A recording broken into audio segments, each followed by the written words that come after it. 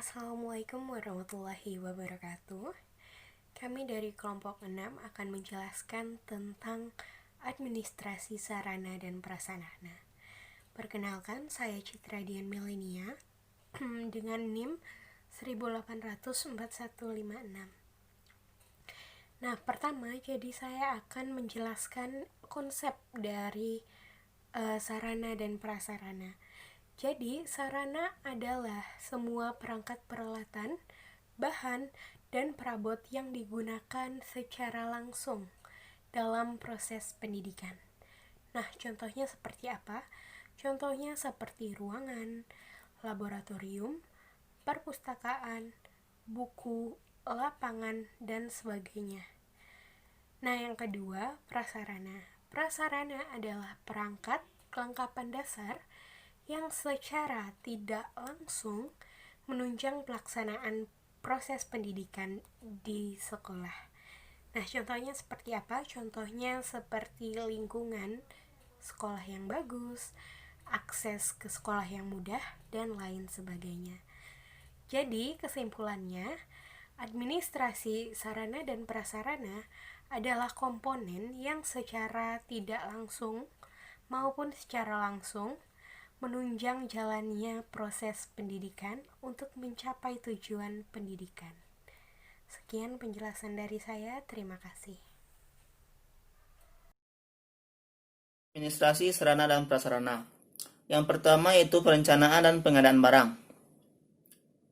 Menurut Ibrahim Bafedal tahun 2008 menyebutkan bahwa perencanaan sarana dan prasarana pendidikan adalah sebagai suatu proses memikirkan dan menetapkan program pengadaan fasilitas sekolah, baik yang berbentuk sarana maupun prasarana pendidikan di masa yang akan datang untuk mencapai tujuan tertentu.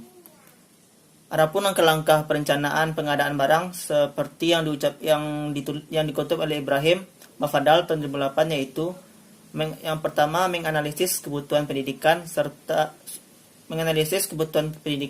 suatu masyarakat dan menetapkan program untuk masa yang akan datang sebagai dasar untuk mengevaluasi keberadaan fasilitas dan membuat model perencanaan perlengkapan yang akan datang. Yang kedua, melakukan survei seluruh unit sekolah untuk menyusun master plan untuk jangka waktu tertentu. Yang ketiga yaitu memilih kebutuhan utama berdasarkan hasil survei.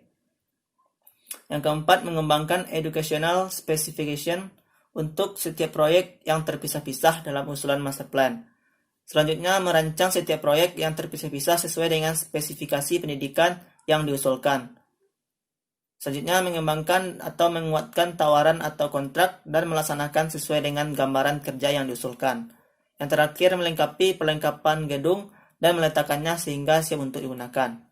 Yang kedua yaitu proses pengadaan barang. Pengadaan merupakan segala kegiatan untuk menyediakan semua keperluan barang atau jasa bagi keperluan pelaksanaan tugas. Pengadaan sarana dan prasarana pendidikan dilakukan sebagai berikut. Yang pertama yaitu pengadaan tanah. Dapat dibeli, menerima hibah, menerima hak pakai atau menukar. Yang kedua itu pengadaan bangunan. Dilaksanakan dengan mendirikan bangunan baru, membeli, menyewa, menerima hibah dan menukar. Selanjutnya pengadaan perabot dilakukan dengan membeli, membuat sendiri atau menerima bantuan dari donatur seperti BP3. Selanjutnya pengadaan kendaraan. Pengadaan ini untuk sekolah telah dilakukan oleh pemerintah pusat. Yang terakhir pengadaan sarana pendidikan seperti alat tulis, alat pelajaran, alat peraga, media pembelajaran, dan lain-lainnya. Pengadaan sarana dan prasarana ada beberapa kemungkinan yang bisa ditempuh. Yang pertama yaitu pembelian dengan biaya pemerintah. Yang kedua pembelian dengan biaya SPP. Yang ketiga bantuan dari BP3 dan bantuan dari masyarakat lainnya. Yang keempat yaitu proses inventarisasi, yaitu kegiatan untuk mencatat dan menyusun daftar barang-barang atau bahan yang ada secara teratur menurut ketentuan yang berlaku. Inventarisasi dilakukan untuk penyempurnaan pengurusan dan pengawasan yang efektif terhadap barang-barang milik negara atau swasta dan juga memberikan masukan bagi efektivitas pengelolaan sarana dan prasarana seperti perencanaan. Yang kelima yaitu penyaluran. Penyaluran merupakan kegiatan yang menyangkut pemindahan barang dan tanggung jawab dari instansi yang satu ke instansi yang lainnya. Kegiatan penyaluran meliputi penyusunan lokasi, pengiriman barang, dan penyebaran barang.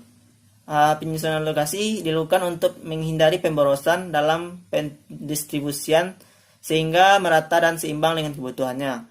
Yang selanjutnya pengiriman barang yang dilakukan dari pusat-pusat penyalur barang. Penyerahan barang. Dalam penyerahan barang, jangan lupa untuk mengisi daftar penyerahan barang, surat pengantar, faktur, tanda terima, dan hal-hal lainnya yang dianggap perlu. 6. Yaitu pemeliharaan. Pemeliharaan merupakan kegiatan penjagaan atau pencegahan dari kerusakan suatu barang sehingga barang tersebut selalu dalam kondisi baik dan siap pakai. Kegiatan pemeliharaan ini sangatlah penting agar barang-barang yang dipakai dapat terawat dengan baik. Tujuan dalam pemeliharaan sarana dan prasarana adalah sebagai berikut. Yang pertama itu untuk mengoptimalkan usia pakai peralatan. Yang kedua untuk menjamin kesiapan operasional peralatan untuk mendukung kelancaran pekerjaan sehingga diperoleh hasil yang optimal. Yang ketiga untuk menjamin ketersediaan peralatan yang diperlukan melalui pengecekan secara rutin dan teratur. Yang keempat untuk menjamin keselamatan orang atau siswa yang menggunakan alat tersebut. Yang ketujuh itu penghapusan. Penghapusan merupakan suatu proses kegiatan yang bertujuan untuk mengeluarkan atau menghilangkan barang-barang milik negara atau swasta dari daftar inventaris berdasarkan peraturan perundang-undangan yang berlaku. Sebagai salah satu fungsi dari pengelolaan penghapusan mempunyai arti sebagai berikut. Yang pertama yaitu mencegah atau sekurang-kurangnya membatasi kerugian yang jauh lebih besar. Yang kedua itu meringankan beban kerja inventarisasi karena banyaknya barang-barang yang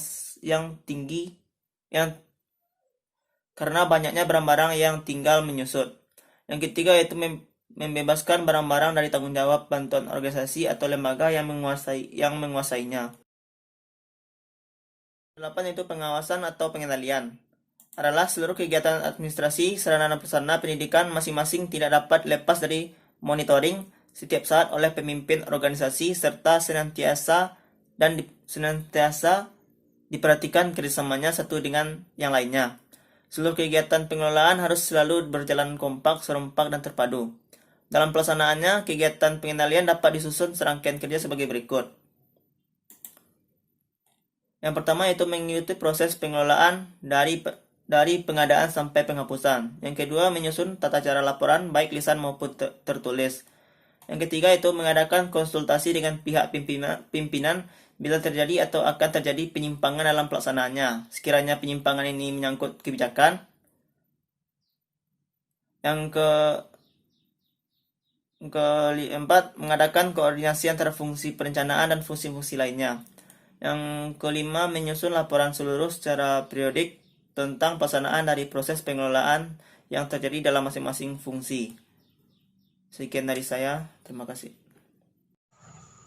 Proses sarana dan prasarana pendidikan tertuang dalam Undang-Undang Nomor 2 Tahun 2003 tentang Sisdiknas Pasal 45 Ayat 1 yang berbunyi ialah setiap pendidikan formal atau non-formal harus dapat memenuhi keperluan pendidikan, harus dapat memenuhi sarana dan prasarana pendidikan, yang mana ini harus menyesuaikan dengan kebutuhan peserta didik, perkembangan keemosional, sosial, dan perkembangan fisik, perkembangan kejiwaan peserta didik.